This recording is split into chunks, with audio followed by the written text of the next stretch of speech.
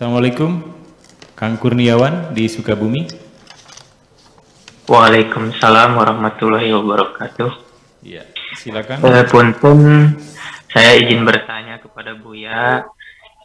Ada dua pertanyaan. Yang pertama itu tadi kan menjelaskan tentang rezeki ya Buya ya. Di dalam Al-Quran itu kan Allah berfirman kalau misalkan udah dikasih rezeki itu kita harus menginfakkan gitu. Kemudian tadi Buya mengatakan bahwa rezeki itu adalah yang diberi oleh Allah, bukan dicari atau dikejar. Kemudian rezeki itu sudah ditakar oleh Allah. Ditakarnya itu tujuannya adalah supaya kita untuk bisa menjaga rezeki itu. Nah, kemudian bagaimana kalau misalkan dengan orang pelit gitu Buya? Sedangkan dalam Al-Quran Allah menjelaskan bahwa kalau misalkan udah dikasih rezeki itu harus diinfakkan, berarti ketika menginfakkan itu, orang yang menginfakkan itu berarti melihat bahwa itu adalah yang diharuskan oleh Allah gitu. Ketika dikasih rezeki itu harus diinfakkan. Kalau orang pelit berarti artinya dia adalah orang yang tidak melihat Allah gitu Buya. Itu yang pertama. Kemudian yang kedua, menginjak sekarang itu di bulan Ramadan gitu Buya, bulan yang barokah. Punten ini mah Buya gitu. Mungkin Buya berkenan untuk memberikan ijazah apa yang harus dibaca atau diamalkan untuk bulan Ramadan ini. Mungkin demikian saja pertanyaan dari saya. Sebelumnya mohon maaf dan terima kasih kepada Wamima dan Buya yang telah memberikan izin kepada saya untuk bertanya. Mungkin demikian, terima kasih. Assalamualaikum warahmatullahi wabarakatuh. Waalaikumsalam warahmatullahi wabarakatuh. Terima kasih Mas Kurniawan di Sukabumi. Dua pertanyaan tentang rezeki yang harus diinfakkan dan bagaimana dengan orang pelit. Kemudian ijazah Ramadan nih Bu ya. Iya. Ya memang masalah infak ini kan dari sejak awal di surat Al-Baqarah, surat pertama dalam Al-Quran setelah Muqaddimah, setelah Fatihah. Surat Al-Baqarah diterangkan bahwa orang-orang yang bertakwa itu adalah orang yang percaya kepada gaib. Yu'minuna bil ghaibi, yu'minuna billah. Yu'minuna billah, al-ghaib wallah. Malaikat bukan apa, bisa ketemu kok. Surga gaib bukan? Kalau itu mah bukan gaib, itu goib.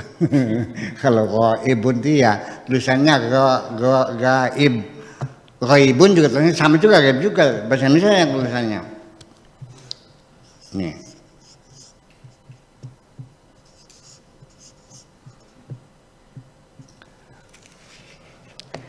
Ini ghaibun yu'minuna bil ghaibi. Tapi dalam pikiran kita apa saja yang tidak terlihat disebut gaib. Oh iya, gaib itu ghaibun. Ini bahasa Arabnya ini ghaibun, ini ghaibun. Dengarkah perbedaannya? Ghaibun, ghaibun beda kan? Beda. Tapi dalam bahasa Arabnya, bahasa Indonesianya tulisannya sama, gaib, sama. Di situ kekeliruannya. Jadi siapa yang gaib? Hanya Allah yang gaib itu. Selain Allah mah nggak ada yang gaib kok. Iya, surga juga nggak gaib, malaikat juga enggak kok, bisa ketemu misalnya. Nabi Muhammad sering ketemu kok. Umar juga sering ketemu sama Jibril, sering nangguin gitu. Ketika engkau masuk neraka, kelihatan kan nerakanya? Kelihatan. Ya iya, berarti bukan gaib.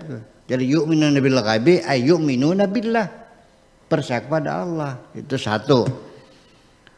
Wa yuqimuna sholata, dan juga mendirikan salat. Wa mimma razaqnahum yunfiqun wa yunfiquna mimma razaqnahum. Kalimatnya sebegitu.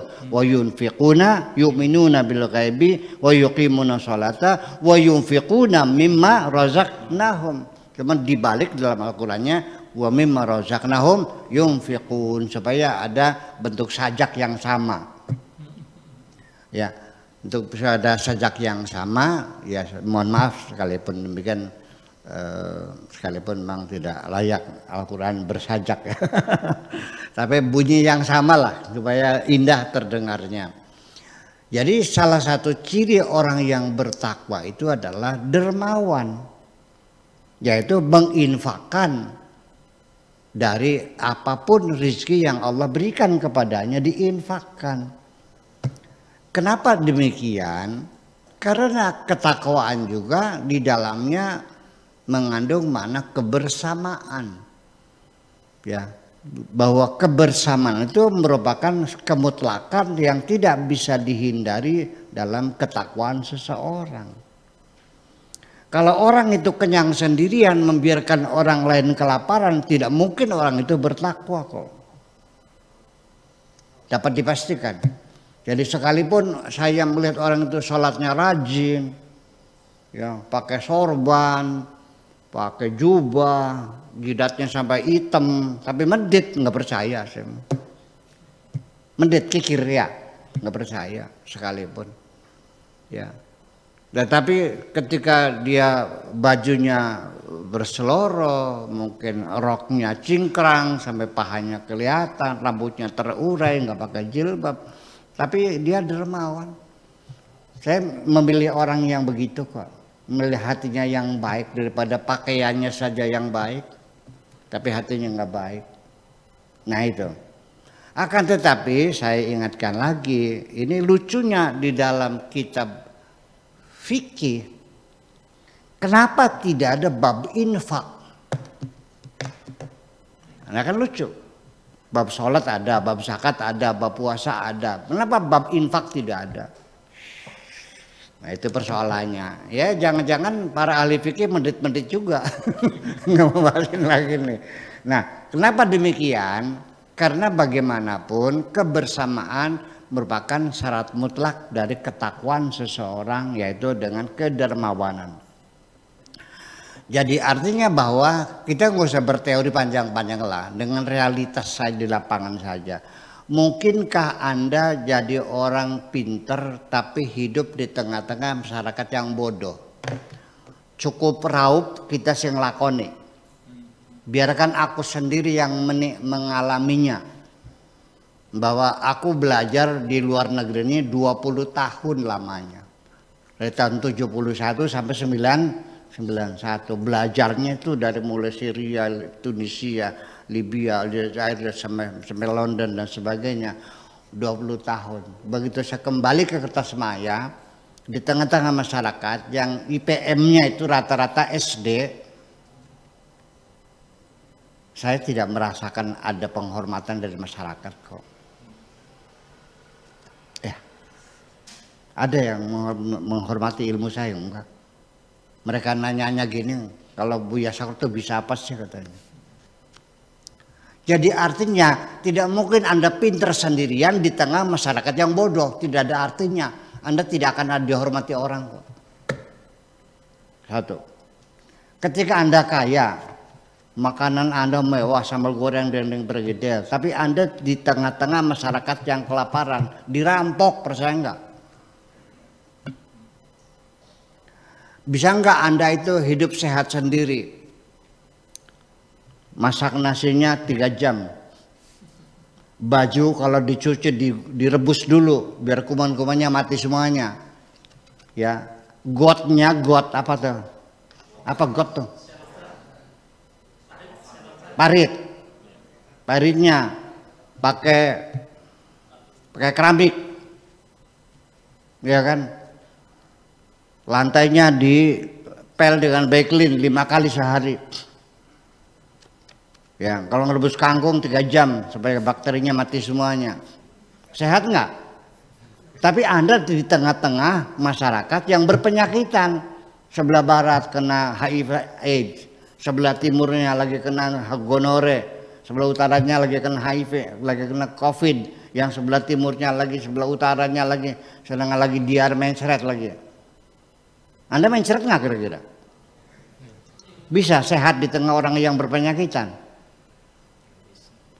Itu namanya kebersamaan. Jadi di dunia ini nggak bisa Anda pinter sendirian, sehat sendirian, kaya, nggak bisa, harus bersama-sama. Itulah makanya infak itu adalah untuk membangun kebersamaan ini.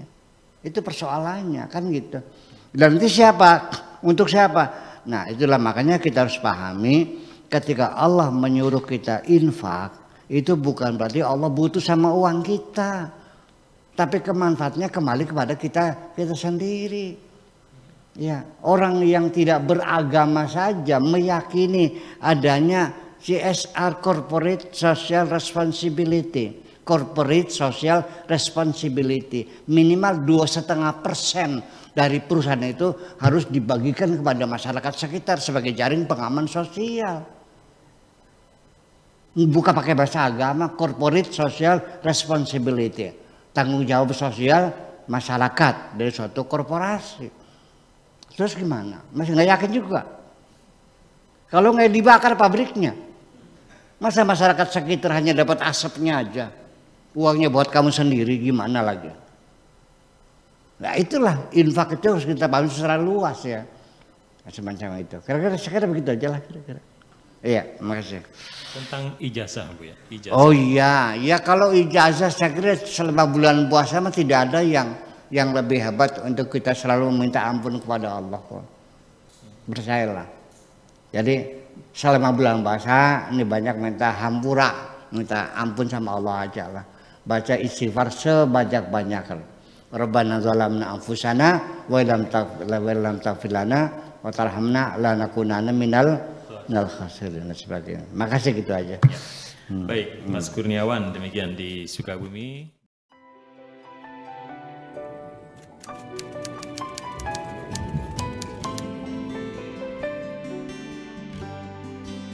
Aku hanya ingin berbagi kebahagiaan dan tidak menggurui siapapun. Terlalu sulit bagiku untuk menyalahkan siapapun. Akan tetapi apabila ada orang yang ingin mengisi raporku, tentu aku sangat gembira sekali. Dan kujamin aku tidak akan sakit hati sedikit.